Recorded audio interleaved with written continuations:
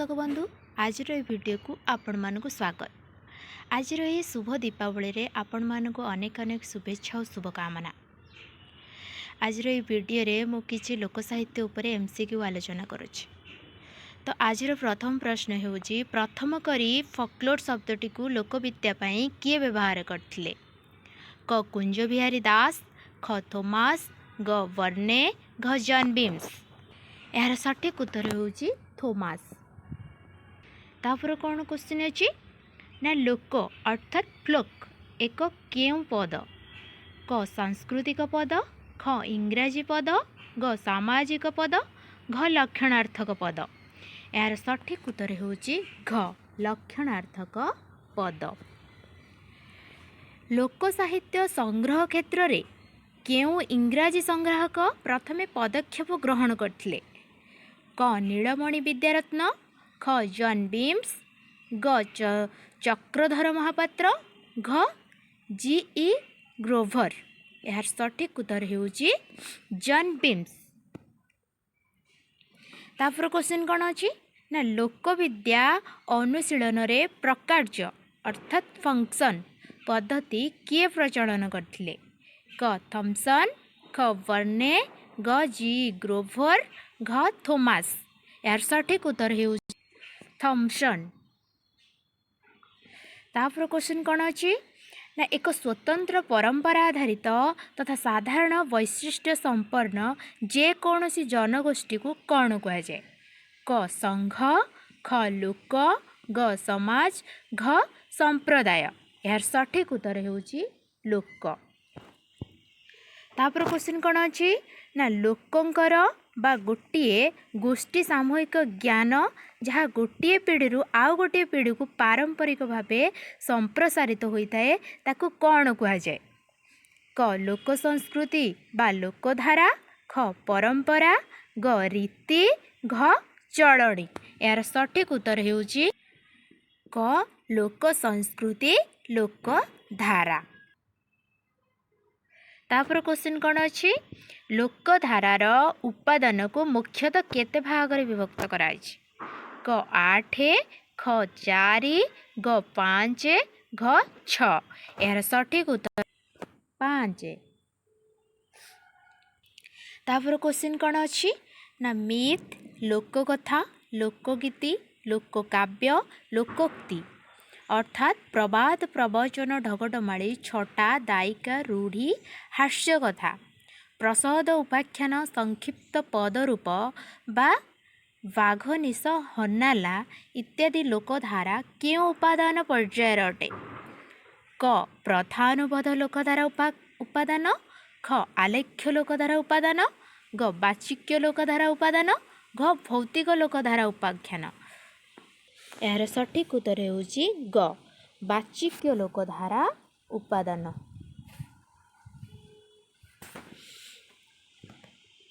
परवर्ती क्वेश्चन कौन अच्छी ना पर्वपर्वाणी, सामाजिक रीतिनीति, जन्म मृत्यु, विवाह कर्म, विभिन्न देवादेवी और प्रकृति पूजा, दैनंदिन पारंपरिक जीवनशैली इत्यादि लोकधारार केउ उपादान पर्यायर अटे?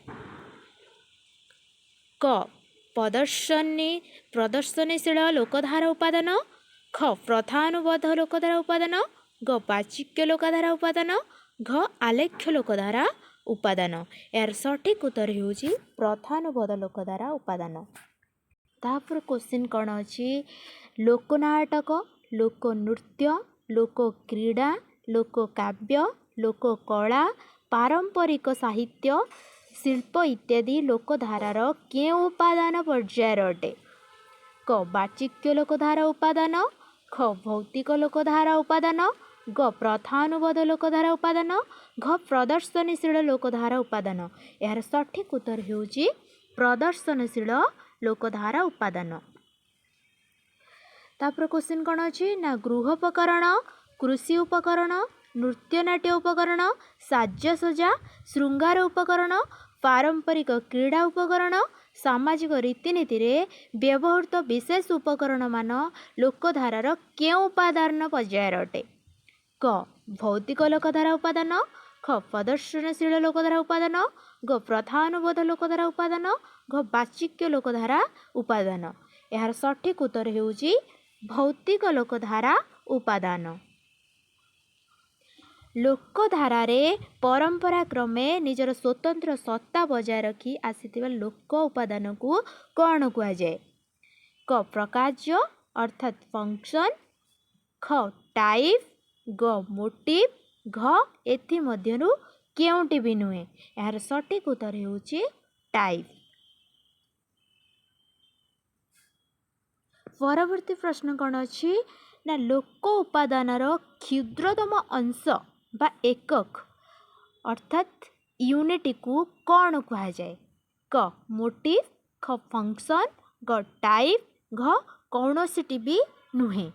यार सठिक उत्तर हेउची मोटिव। मोटिव रो ओडिया प्रतिशब्दटी कौन अटे? क गल्प चरित्र, ख गल्प वार्ता, ग गल्प विषय, घ गल्पाणु। यार सठिक उत्तर हेउची गल्पाणु। केउंटी एक मोटिव गल्पाणु नुहे? क परी, ख मालुणी, ग जीवन माटी, घ जन्म। यार सठिक उत्तर हेउची जन्म।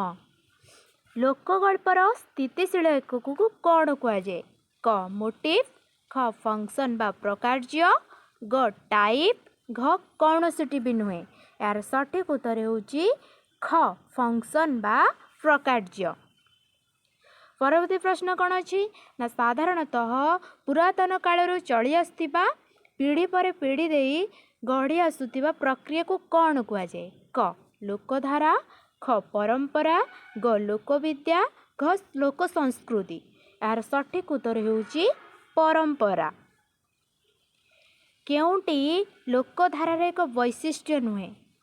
क पल्लीप्राणता, ख मौखिक प्रवाह, ग वैज्ञानिक सभ्यता, घ रचयिता नामहीनता। यार सठिक उत्तर हेउची वैज्ञानिक सत्यता। लोक समाज द्वारा सृष्ट पुरुषानुक्रमे मुखरु मुख को संचरित हो आसुथिबा गीत को कौन कुआ जाए? क पौराणिक गीत, घ प्राचीन गीत, ग लोकगीत, घ संगीत। यार सठिक उत्तर हेउची लोकगीत। परवर्ती प्रश्न कौन अच्छी ना जनश्रुति, किंबदंती बा कथा संबलित परंपरागत अभिज्ञता भित्तिक रूढ़ चेतावनी बा उपदेश को कौन कुआ जाए? क प्रबाद, ख ढग, ग ढगडमाड़ी, घ छटा। यार सठिक उत्तर हेउची प्रबाद। जनश्रुति, किंबदंती बा कथा कहानी विहीन परंपरागत अभिज्ञता भित्तिक केवल रूढ़ी चेतावनी बा उपदेश को कौन कुआ जाए? क छटा, ख ढगडमाड़ी, ग प्रबाद, घ प्रवचन।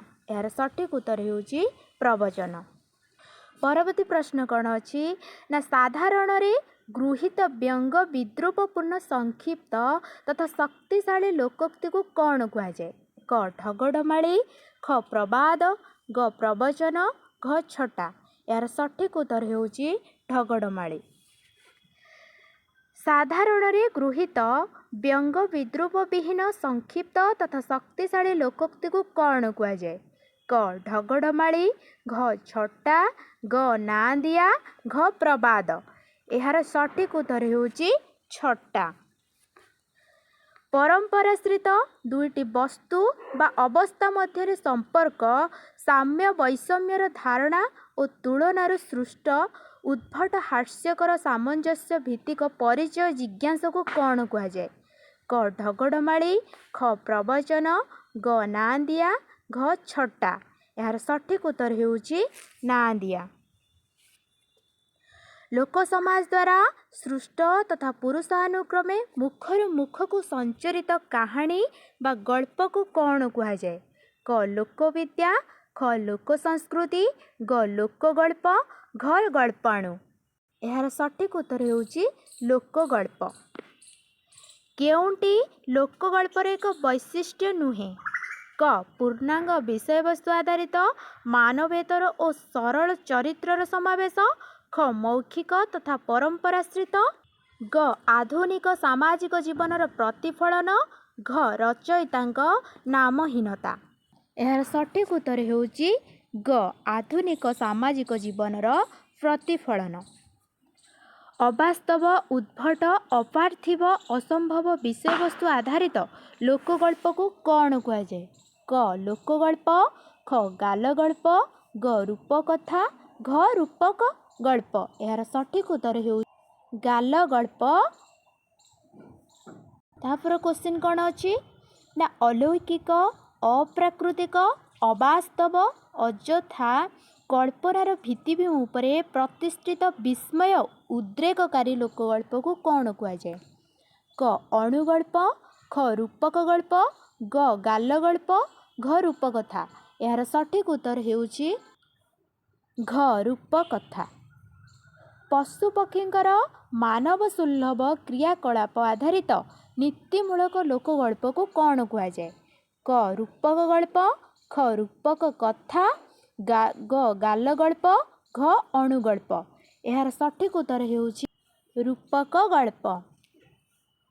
ତାପରେ କ୍ୱେଶ୍ଚିନ୍ କ'ଣ ଅଛି ନା ଚିତ୍ତ ବିନୋଦନ ନିମନ୍ତେ ବେଶ, ଗତି, ଦୃଷ୍ଟି, ହାସ୍ୟ ଓ କଥୋପକଥନ ଦ୍ୱାରା ପ୍ରିୟତମର ଅନୁକରଣକୁ କ'ଣ କୁହାଯାଏ? କ ହଲ୍ଲୀଶକ, ଖ ରାସ, ଗ ଲୀଳା, ଘ ଯାତ୍ରା। ଏହାର ସଠିକ୍ ଉତ୍ତର ହେଉଛି ଲୀଳା। ରସ ପରାକାଷ୍ଠା ପ୍ରତିପାଦନ ନିମିତ୍ତ ଚୁମ୍ବନ, ଆଲିଙ୍ଗନ ଆଦି ଯେଉଁ କ୍ରୀଡ଼ାରେ ପ୍ରଦର୍ଶିତ ହୋଇଥାଏ ତାକୁ କ'ଣ କୁହାଯାଏ? କ ରାସକ୍ରୀଡ଼ା, ଖ ଲୀଳା, ଗ ହଲ୍ଲୀଶକ, ଘ ଯାତ୍ରା। ଏହାର ସଠିକ୍ ଉତ୍ତର ହେଉଛି ରାସକ୍ରୀଡ଼ା। ଯେଉଁଥିରେ ସ୍ତ୍ରୀ ପୁରୁଷ ହାତ ଧରାଧରି ହୋଇ ଗୀତ ଗାନ ସଙ୍ଗେ ସଙ୍ଗେ ମଣ୍ଡଳାକାରରେ ନୃତ୍ୟ କରିଥାନ୍ତି ତାଙ୍କୁ କ'ଣ କୁହାଯାଏ? କ ଯାତ୍ରା, ଖ ଲୀଳା, ଗ ରସ, ଘ ହଲ୍ଲୀଶକ।